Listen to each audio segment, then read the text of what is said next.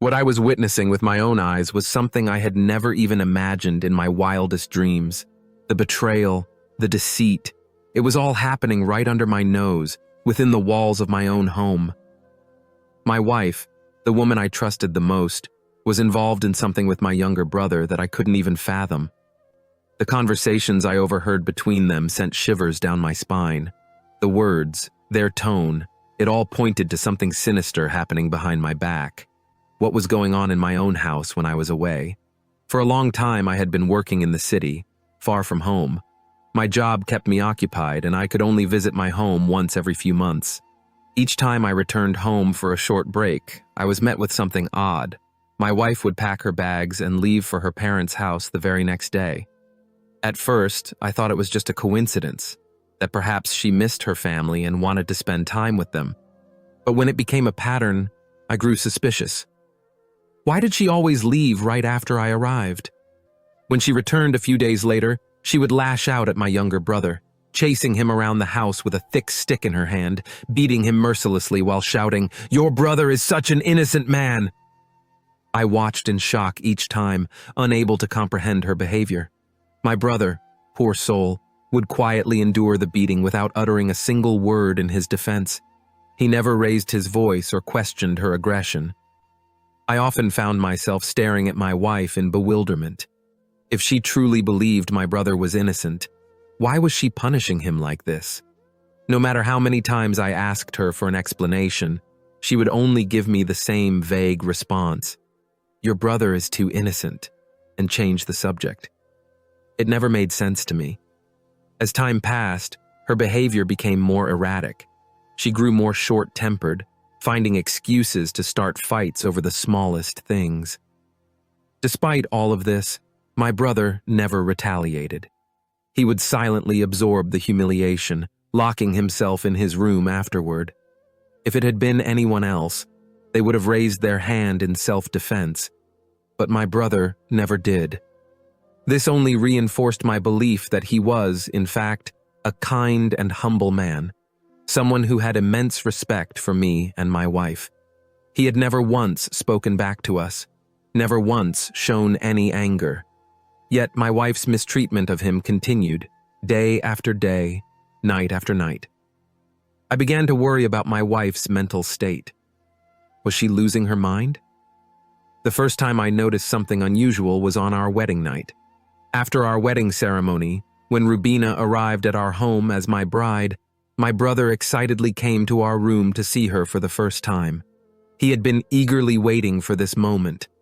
As Rubina lifted her veil and revealed her face, I noticed a strange exchange of glances between the two. The look she gave him was intense, almost burning. My brother's face fell instantly. He seemed shaken, as if he understood something that I didn't. That night, an invisible wall was erected between my wife and my brother. Living in our house, it was just the three of us. Myself, my wife, and my younger brother. Our parents had passed away years ago, and we had no other family nearby. Perhaps this was why Rubina resented his presence. Her hostility toward him started from the very next day. She would belittle him, make him feel unwelcome, and constantly remind him that he was an outsider in his own home. I couldn't understand why she harbored such deep resentment towards him. I had always seen my brother as a blessing, a kind-hearted, hard-working young man who had stood by me through thick and thin. But Rubina saw him differently. To her, he was a threat, and I had no idea why. With each passing day, her behavior worsened. She would throw harsh words at him, criticize him for no reason, and make him feel like a burden, and yet, he bore it all silently, for my sake. There were moments when I caught a glimpse of pain in his eyes, moments when I saw how deeply her words wounded him, but he never spoke up. He endured everything. And now, as I stood in the shadows, witnessing something I never expected, my mind raced back to all those times I had ignored the warning signs. I realized too late that something had been wrong all along. I couldn't bear to witness it anymore.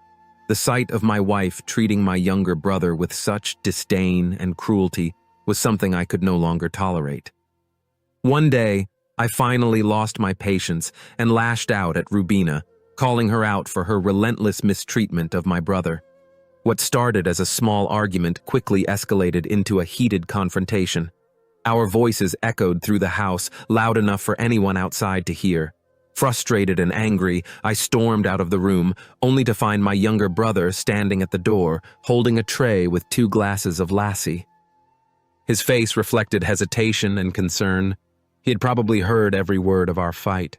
He looked at me with eyes filled with sorrow and quietly said, "Pai, please don't fight with Bobby because of me. If my presence in this house is causing trouble, I will leave." His words hit me like a thunderbolt. How could he even suggest leaving his own home? This was his house just as much as it was mine. I could feel my anger rising again, but this time, it wasn't directed at my wife. It was at the unfairness of the entire situation. Why did he always have to suffer? Why did Rubina treat him like this? I put my hand on his shoulder and firmly told him, "No, you are not going anywhere. This house belongs to you as much as it does to me. You will stay here, no matter what Rubina says or does." Hearing my words, my brother gave me a weak smile but made me promise that I would never fight with Rubina because of him again. He assured me that no matter how harsh her words were, he would endure them silently, as he always had. Reluctantly, I promised him, knowing deep down that I couldn't truly keep such a vow. How could I stand by and watch my wife mistreat him time and again? Days passed, but things didn't get better. Rubina continued her hostile behavior, treating my brother as if he were a burden she was forced to carry. Once, in a fit of frustration, I told her angrily, "Don't take advantage of our patience."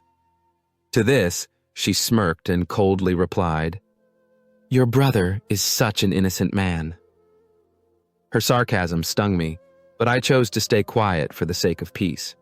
I had taken leave for 2 months to spend time at home, but soon it was time for me to return to the city for work. I was terrified of leaving my brother alone with Rubina. Before leaving, I sat her down and pleaded with her to change her behavior, to treat my brother with respect. She gave me no response, just a blank stare. But my brother, my ever-loyal brother, reassured me. He held my hands and promised, "Don't worry, Pai. I'll take care of Bobby. I'll protect her and the house." I knew that he would keep his word. He would protect Rubina with his life, but who would protect him from her cruelty? My heart was heavy as I left for the city. When I returned home on my next leave, I was shocked to see the same pattern repeat itself. The day after I arrived, Rubina packed her bags and left for her parents' house. It was as if she was deliberately avoiding me. I had come home for her, yet she didn't even wait for a single day before leaving. I was left in an empty home with my brother once again, questioning everything. She returned 15 days later, and what she did next left me in shock. As soon as she walked through the door, she grabbed a thick stick and began beating my brother mercilessly. She hit him again and again, shouting things I couldn't understand. "Why are you doing this?" I shouted, trying to pull her away. But she was in a frenzy, completely ignoring me and focusing all her anger on my brother. When she finally grew tired, she threw the stick aside and stormed into our room, slamming the door shut. My brother, as always, silently retreated to his room without a word of complaint. His bruises told a story of their own, but he never let a single tear escape in front of me. I felt a deep sense of helplessness. Perhaps I had made a terrible mistake by marrying Rubina. Had it not been for my love for her, I would have left her the very next day. On my next visit home, I decided to do something I had never done before. Instead of leaving for the city as planned, I quietly returned to the house through the back door, unnoticed by Rubina and my brother. I wanted to see what happened when I wasn't around. I needed to know the truth. And what I saw shook me to my core. I hid in the shadows, watching and listening as my wife spoke to my brother in a way that made my blood run cold. She taunted him, humiliated him, and treated him like an unwanted pest. "You think you're innocent?" she sneered. "You think your brother will always protect you?" I couldn't believe my ears. The love I had for Rubina began to crumble at that very moment. I felt betrayed, humiliated, and utterly destroyed. I had spent years believing she was simply struggling to adjust to my brother's presence, but today, I realized the truth. She harbored hatred, resentment, and something far more sinister. Standing there in the dark, I felt like the biggest fool in the world. I had loved a woman who had been deceiving me all along. My brother had never said a word against her, never complained, but now, I finally understood the pain he had endured in silence for years. Tears welled up in my eyes. I had always thought Rubina loved me as much as I loved her, but now it seemed like everything had been a lie. And the most painful part? We came from the same village, had known each other for years, and yet, I had never seen this side of her before. How could I have been so blind? We used to meet secretly outside the village, hidden among the trees, where our love blossomed in the shadows. Rubina would come running to me, her eyes filled with longing and hope, and without wasting a moment, she would rest her head on my shoulder and ask, "When will you marry me?" Every time, my answer remained the same. "I'm not in a position to marry you yet, Rubina. I have no source of income." I was unemployed, struggling to find my place in life after finishing my studies. I had no way to support a wife or provide her with the life she deserved. Hearing my response, one day, Rubina broke down into uncontrollable sobs. Her tears shattered my heart, and that moment, I made a promise to myself. I would go to the city, find a job, and soon return to marry her. The thought of leaving her behind made her anxious, but I convinced her that our future depended on it. "If you truly love me, you have to let me go so that I can come back stronger for us," I said. She reluctantly agreed, and during our last meeting, we sat under the shade of our favorite tree, where I poured my heart out, promising her a beautiful future. City life was a completely different world. As soon as I arrived, I was overwhelmed by the hustle and bustle, the relentless rush of people, the towering buildings, and the unforgiving pace of life. I vowed to myself that I would not return to the village for 2 years. 2 years of hard work, sacrifices, and saving every penny, all to fulfill my dream of marrying Rubina. There were nights when her absence haunted me, but I reminded myself that this separation was for our betterment. I was doing this for her, for us. The only person I stayed in touch with was my younger brother. He would occasionally visit me in the city, bringing news of the village and keeping me connected to home. Over time, he moved in with me permanently. His presence was a comfort. He was the only family I had left, and his loyalty never wavered. After 2 years of relentless effort, I finally secured a stable job with a good income. Now, I felt confident enough to send a proposal to Rubina's family. With excitement in my heart, I took a 2-month leave and returned to the village, eager to fulfill my long-standing promise. Everything happened so quickly. The moment I expressed my wish to marry Rubina, her family agreed without hesitation. After all, I now had a good job in the city, and they saw me as a suitable match. We were married in a hurry, without much ceremony, and I was overjoyed that my dreams were finally coming true. My younger brother, who had stayed back in the city to wrap up our affairs, arrived just in time for the wedding. He had no idea who my bride was until the moment he saw her at the wedding. But something had changed in Rubina. The sweet, soft-spoken girl I had left behind in the village was gone. In her place was a hardened, bitter woman who spoke harshly and snapped at everyone. Her honeyed voice had turned into a sharp, biting tone. From the very beginning, her hostility towards my brother was evident. It was clear she didn't want him around. I never understood why. From the moment she entered our home as my wife, she treated my brother like an unwanted stranger. At first, I thought she just needed time to adjust, but soon it became clear that her feelings ran much deeper than mere discomfort. She constantly belittled him, ridiculed him, and found every excuse to taunt him. I tried to make sense of it, but nothing seemed to explain why she harbored such resentment toward him. It wasn't until I overheard their conversation that I finally understood the horrifying truth. One day, after returning from the city for a short break, I decided to test something. Instead of leaving as planned, I quietly snuck into the house from the back entrance. I wanted to see what happened in my absence. I needed to know the truth. I watched from the shadows, unseen, as Rubina confronted my brother in the living room. The sight before me left me frozen. She grabbed his collar and shook him violently, her face contorted in rage. "You should leave this house! You don't belong here!" she shouted. My brother stood there, helpless, with his head lowered. He said nothing in his defense. He only pleaded with her to stay with me and live happily. "You can beat me all you want, Bobby," he said softly. "But please, be kind to my brother. He loves you more than anything." His words broke me. Even after all the humiliation, his concern was only for my happiness. Rubina, on the other hand, had no regard for our love. As I stood there in disbelief, I realized that everything I had believed about our marriage was a lie. The woman I loved was not the woman I had married. I had thought that our love would overcome any obstacle, but now I saw that it was only one-sided. Rubina had never truly loved me, not the way I loved her. Her anger toward my brother, her constant hostility, it was not just dislike, it was hatred. For the first time, I questioned whether my decision to marry her had been a mistake. Was this the woman I had left my dreams behind for? Had I sacrificed so much only to be betrayed like this? The realization was crushing. My brother, who had never spoken a word against her, had been suffering in silence all this time.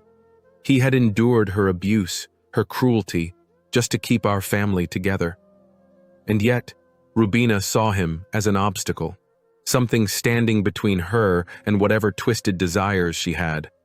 I felt disgusted. I wanted to walk into that room and confront her, to demand answers. But instead, I walked away silently, retreating into the darkness. That night, I sat alone and thought about everything. For the first time, I felt like I had made the biggest mistake of my life. And this was the same Rubina for whom I had left my village, wandered the streets of the city in search of a better life, and sacrificed 2 precious years of my youth. I felt a wave of shame wash over me. My wife, my love, what had she been doing behind my back? Just as I was about to push the door open and step inside, what I saw next left me frozen in place. Rubina leaned in and sank her teeth into my brother's neck, leaving a deep mark. My brother winced in pain, writhing from the sudden attack. I could hear his muffled cry, and my heart pounded in my chest. Rubina's voice, cold and venomous, echoed through the room. "Does it hurt now? Tell me, does it hurt?" she spat, her eyes blazing with rage. "Imagine how much it must have hurt me when you did the same to me," she continued, her voice trembling with emotion. "You ruined my life, made it worse than death, and yet your brother still thinks you're an innocent man. Yes, you're innocent. Innocent enough to destroy my life and walk away pretending to be blameless." I felt the ground shift beneath me. My breath hitched in my throat. What was she talking about? What had my brother done to her? "You have no right to live," Rubina screamed at him. "But unfortunately for me," she continued with a bitter laugh, "I can't take your life because my husband's soul resides in you.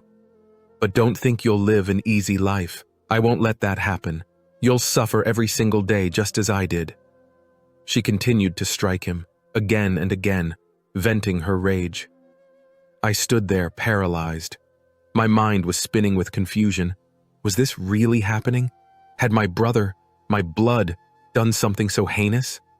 My brother, trembling, folded his hands in front of Rubina and begged, his voice breaking with tears.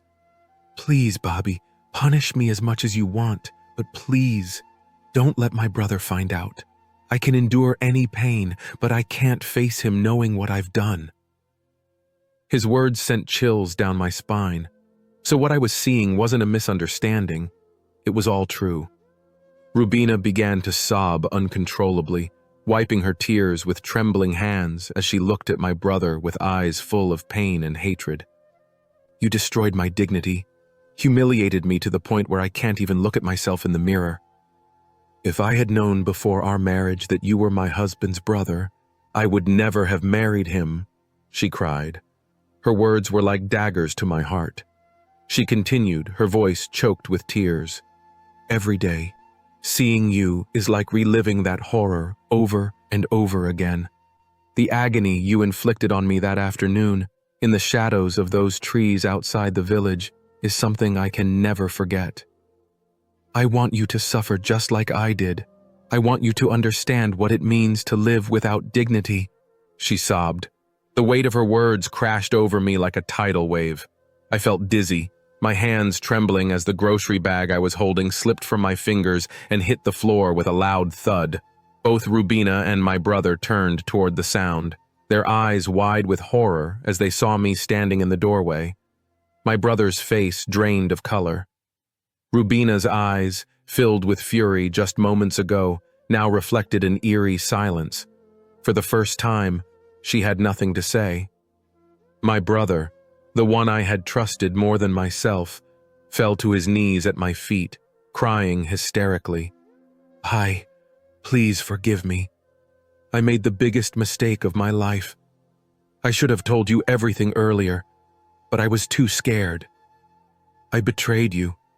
I betrayed myself," he sobbed, clutching my legs tightly. Through his tears, he began to confess everything, his words punctuated by his sobs. "When you left for the city, I was young and foolish. I fell in with the wrong crowd, friends who encouraged me to prove my manhood. One day, in a moment of blind arrogance and under the influence of those so-called friends, I made a bet. I kidnapped Rubina, took her to the outskirts of the village, and... His voice broke. The weight of his crime suffocated the air in the room. I left her there, broken, helpless. And when reality hit me, I ran. I ran to you, seeking refuge in the city, hoping to escape my guilt. My whole body went numb. I felt like I was falling into an abyss with no end. How had I been so blind?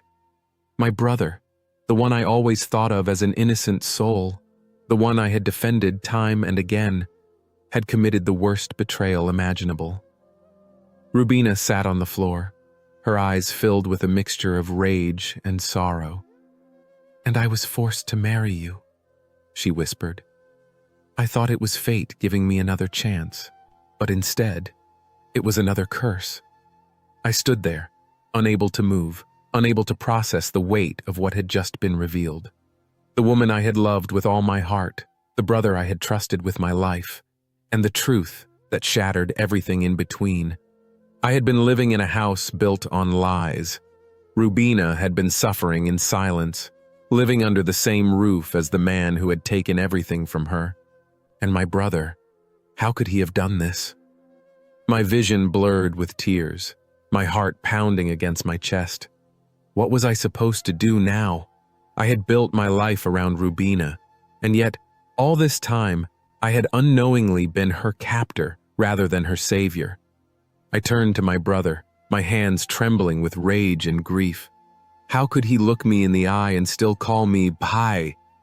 And Rubina, how could she have lived with this torment for so long without breaking? In that moment, I realized this was not just my pain.